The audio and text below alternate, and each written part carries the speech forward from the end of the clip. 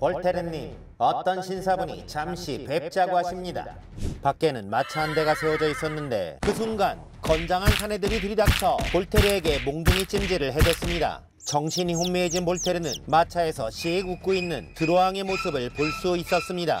여러분 안녕, 베트입니다. 이번 수업은 문과 평민 남자와 이과 귀족 여자의 사랑 이야기, 18세기 최고의 지성 커플 볼테르와 에밀리 편입니다. 오늘 나갈 내용 잠시 보여드릴게요. 예고편.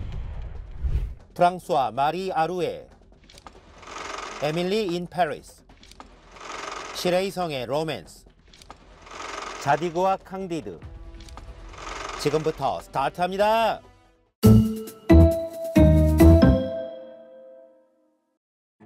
오늘의 주인공은 볼테르와 에밀리입니다.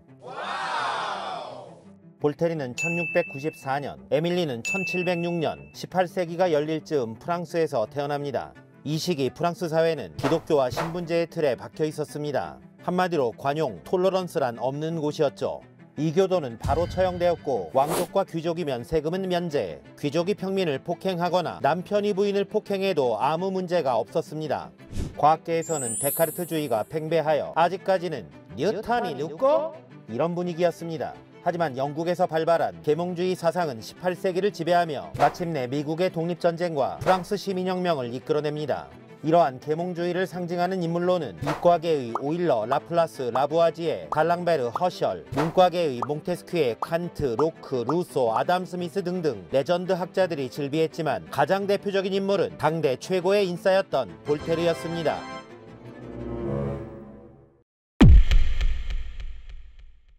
볼테르의 본명은 프랑스와 마리 아루에로 평민 신분으로 태어났지만 부유한 아버지 덕에 귀족 친구들과 어울릴 수 있었습니다. 20세에는 유명한 사교 모임 르탕풀에 출입하면서 아루에는 재치있는 입담과 기발함으로 인싸가 되었습니다. 이 시기 프랑스에서는 태양왕 루이 14세가 죽고 5살이었던 루이 15세가 즉위했기에 측근이었던 오를레앙공의 섭정이 시작됩니다. 그런데 아루에가 오를레앙을 비방한 글을 쓴 혐의로 긴급 체포되고 바스티유에 투옥됩니다.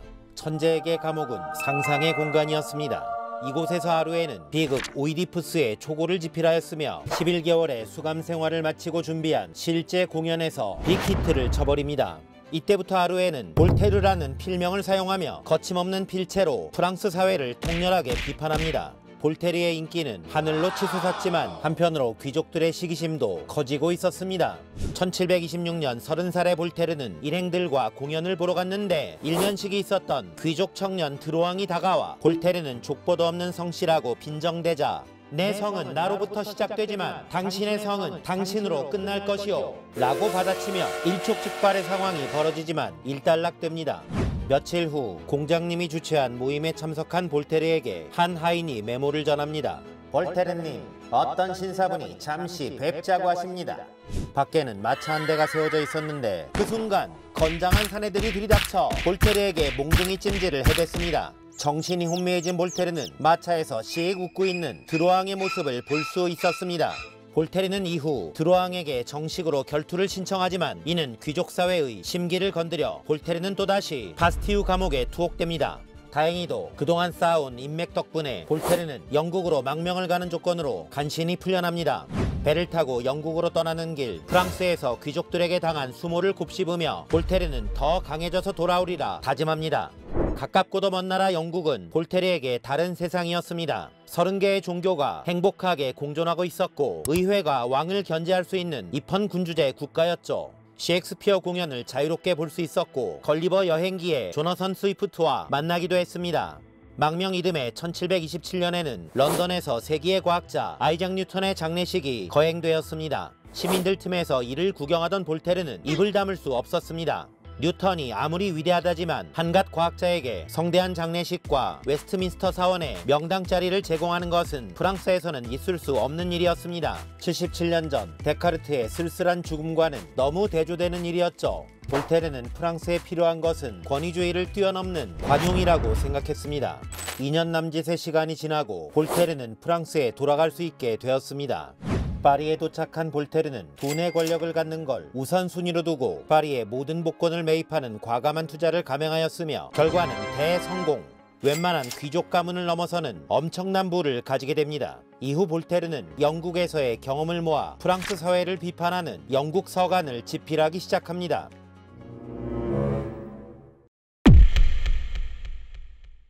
(1716년) 프랑스 파리, 에밀리의 아버지는 특별한 손님을 집으로 초대합니다. 베르나르 퐁트넬. 프랑스의 유명한 과학자였던 그는 10살의 어린 소녀에게 우주의 별과 행성이 어떻게 운행되는지 알려줍니다. 쌤, 이건 왜? 저건 왜 그런 거예요? 헐! 사내 아이 못지않은 총기가 있네. 퐁트넬을 놀라게 한 이 아이가 바로 에밀리 디 샤틀레였습니다. 당시만 해도 남자는 여자보다 육체적인 힘은 물론 지능까지도 우월하다는 생각을 가지고 있었기에 여자에게 공부란 용납되지 않는 일이었죠. 하지만 아버지는 딸의 재능을 알고 있었기에 고전을 읽히고 가정교사를 붙여주기도 했습니다. 그런데 아버지가 경제적으로 어려워지자 에밀리의 선택지는 두 가지가 남게 되었습니다. 수녀원에 가는 것, 부자와 결혼하는 것. 수녀가 된다는 건 평생 공부할 수 없음을 의미했기에 에밀리는 2번을 선택할 수밖에 없었습니다. 10대 후반의 아리따운 아가씨로 성장한 에밀리에게 많은 기회가 찾아왔고 플로랑 클로드라는 30대의 성주와 결혼하게 되었으며 에밀리는 수학과학 공부를 할 수 있었고 둘은 새 아이를 낳았습니다. 하지만 클로드는 성을 통치하느라 가정을 돌볼 수 없었기에 외로웠던 에밀리는 친구를 사귀면서 위험한 선을 넘기도 하는데 소설 위험한 관계에서 묘사된 인물 리슐리의 백작, 훗날 북극 탐험으로 유명해진 수학자 모페르튀도 있었습니다. 에밀리는 이들과 사랑과 우정을 이어가지만 채워지지 않는 영혼의 빈자리가 있었습니다. 한편 파리의 다른 곳에서 볼테르는 영국 서간의 집필을 이어갔지만 뉴턴에 관한 부분에서 멈추게 되었습니다. 문과 남자에게 수학은 너무 높은 벽이었습니다.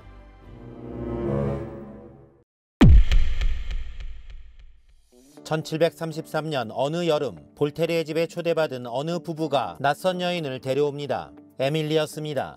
둘은 밤이 깊도록 과학을 이야기하며 사랑에 빠졌고 문과 남자 볼테르는 이과 여자 에밀리 덕에 영국 서간의 뉴턴 부분을 채울 수 있었고 에밀리 또한 재치있고 박학다식한 볼테르 덕에 영혼의 빈자리를 채울 수 있었습니다.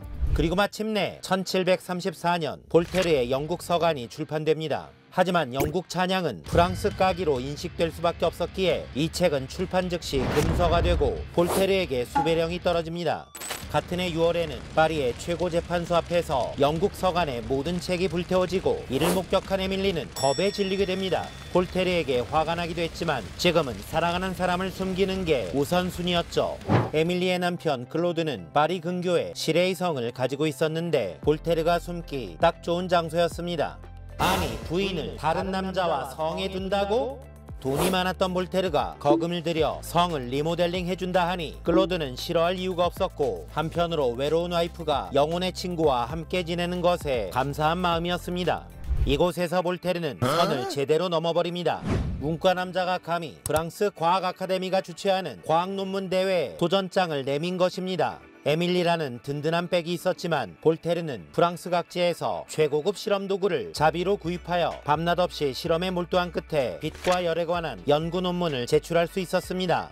그 결과는 낙방이었습니다. 이 대회의 1등은 오일러가 차지했으며 볼테르 몰래 참가했던 에밀리는 만약 남자였다면 높은 순위로 입상했을 거라는 평을 받았습니다. 볼테르는 뉴턴 철학 원론이라는 책을 집필하기도 했는데 사실상 에밀리와의 공저였죠. 이 책에는 뉴턴의 빛을 거울로 반사시키는 에밀리의 모습이 등장합니다. 이후 볼테르는 자신의 본업인 문학으로 돌아갔지만 과학을 장착한 문과 남자는 다른 레벨의 지식인이 되어 있었죠.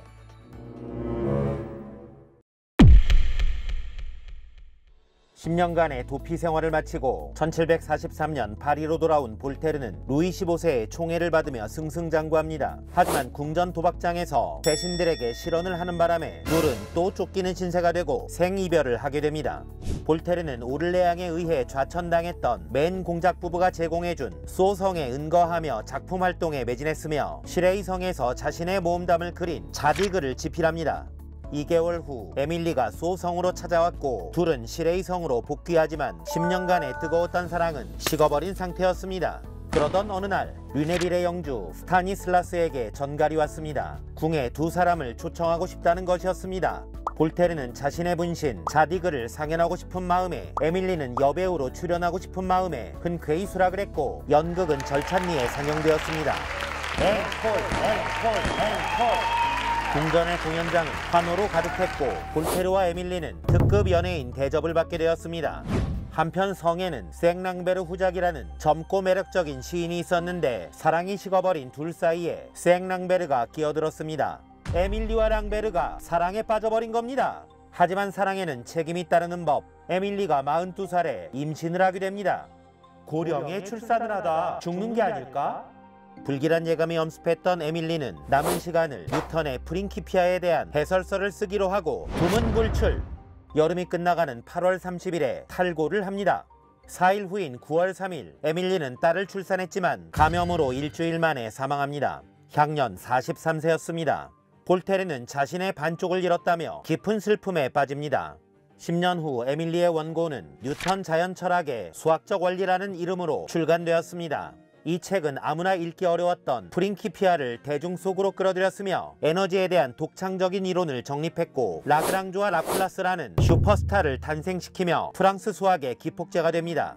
한편 영국은 뉴턴의 원자에만 매달리는 바람에 프랑스에게 과학강국의 자리를 내주게 됩니다.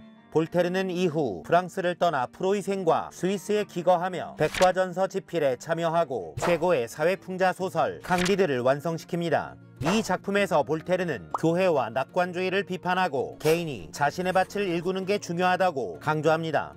볼테르는 에밀리가 떠나고 29년이 지난 1778년 84세의 파리로 돌아와 열렬한 환영을 받습니다. 관용의 시대가 열리고 있었죠. 같은 해 5월 30일 볼테르는 운명했으며 아쉽게도 프랑스 대혁명은 보지 못했습니다.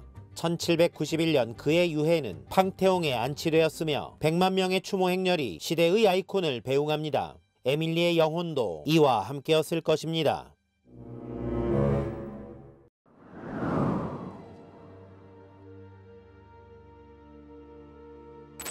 나는 조용히 당신을 기다립니다. 최고의 장소였던 시레이 벌판에서 단 하나의 별을 바라보며 나의 에밀리를 바라보며